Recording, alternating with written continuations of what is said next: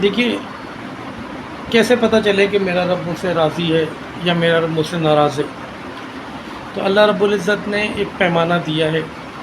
اللہ رب العزت نے کہا ہے کہ اگر تمہیں اپنے رب کی خوشنودی دیکھنی ہو یا تمہیں اپنے رب کی ناراضگی دیکھنی ہو تو اپنے باپ کی خوشنودی میں دیکھو اور اپنے باپ کی ناراضگی میں دیکھو۔ کیا مطلب ہے؟ مطلب یہ ہے کہ اگر تمہارا باپ تم سے خوش ہے تو تمہارا رب تم سے خوش ہے، اور اگر تمہارا باپ تم سے ناراض ہے تو اس کا مطلب یہ ہے کہ تمہارا رب تم سے ناراض ہے۔ یہ اللہ نے ایک پیمانہ دیا ہے کہ آپ جان لو اس بات کو کہ آپ کا رب آپ سے ناراض ہے یا آپ کا رب خوش ہے۔ اب میں خود اپنے گریبان میں جھانکوں اور میں دیکھوں کہ کیا میرا باپ مجھ سے خوش ہے۔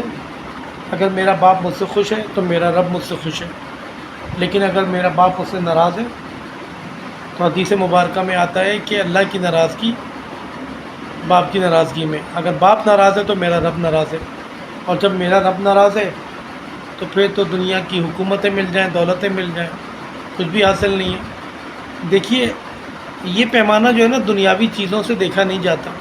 اگر کسی آدمی کے پاس مال و دولت زیادہ ہے، شہرت زیادہ ہے، اس کا کاروبار چمکتا ہے، خوب ریل پھیلے پیسے کی، لیکن یہ پیمانہ رب کی خوشنودی کا پیمانہ نہیں ہے۔ پیمانہ یہی ہے کہ اگر میرا باپ مجھ سے ناراض ہے تو میرا رب مجھ سے ناراض ہے، اور میرا باپ مجھ سے خوش ہے تو میرا رب مجھ سے خوش ہے۔ اور دوسری بات یہ کہ واقعی اگر میرا رب مجھ سے خوش ہے تو اللہ تعالیٰ مجھے اپنے نیک کاموں میں لگائے گا، دین کی طرف لگائے گا، ماں باپ کی خدمت میں لگائے گا، باپ کے ادب میں لگائے گا، دین کی خدمت میں لگائے گا۔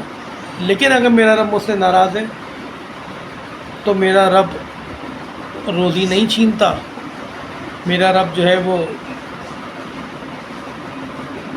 تنگی نہیں دیتا، میرا رب سجدے کی توفیق چھین لیتا، اس کو پھر سجدے کی توفیق نہیں ملتی، مسجد کے برابر سے گزر جائے گا مگر سجدہ نہیں کرے گا۔ تو اپنی زندگیوں کو اگر سنوارنا ہے تو یہ دیکھیں کہ اگر میرا باپ مجھ سے راضی ہے تو میرا رب مجھ سے راضی ہے۔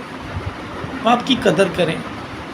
دیکھیں، ایک باپ ہوتا ہے نا، ساری زندگی محنت کرتا ہے اپنی اولاد، اپنی بیوی بچوں کے لیے، اپنی اولاد کے لیے۔ خود جوتے کا ایک جوڑا رکھے گا مگر اپنی اولاد کو 10 جوتے پہنائے گا، خود ایک جوڑا پہنے گا، اولاد کو 10 جوڑے پہنائے گا۔ اس کی زندگی کا محور یہ ہوتی ہے کہ میری اولاد اچھا پہن لے، اچھا کھا لے، اچھا پڑھ لے۔ لیکن وہی اولاد جب بڑی ہو کے یہ کہتی ہے کہ آپ نے ہمارے لیے کیا کیا ہے، دل چیر جاتا ہے باپ کا۔ یقین کرو، جب یہ اولاد کہتی ہے نا آپ نے ہمارے لیے کیا کیا ہے، سخت گرمی میں، سخت دھوپ میں اپنا پسینہ نکال کے تو دیکھو، باپ کی طرح محنت کر کے تو دیکھو، پھر پتہ چلے گی۔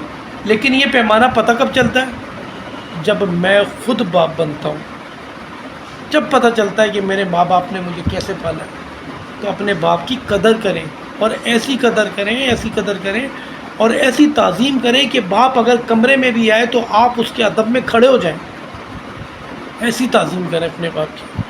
مجال ہے کہ میں اپنے باپ کے سامنے پیر پھیلا کے بیٹھوں، یہ سوچیں کہ میرا باپ بیٹھا ہوا ہو اور میں اپنے باپ کے سامنے پیر پھیلا کے بیٹھ جاؤں، میرا باپ بیٹھا ہوا ہو اور میں اپنے باپ کے سامنے جو اونچی آواز میں بات کر لوں۔ مجھے اپنے باپ کے سامنے، ماں کے سامنے ایسے جھک کے رہنا چاہیے جیسے کوئی غلام اپنے آقا کے سامنے جھک کے رہتا ہے، یوں سر جھکا کے رہنا چاہیے۔ لیکن آج کل کی تو اولاد کا حال ہی کچھ اور ہے، ماں باپ کو کچھ سمجھتی نہیں ہے۔ دیکھیے، جنہوں نے ماں باپ کی زندگی میں قدر کی نا، وہ دنیا میں خوشحال زندگی گزارتے، اور جنہوں نے ماں باپ کو دنیا میں ستایا تو یہ اللہ کا قانون ہے، موت نہیں آئے گی اس وقت تک جب تک تمہاری اولاد تمہیں نہ ستائے۔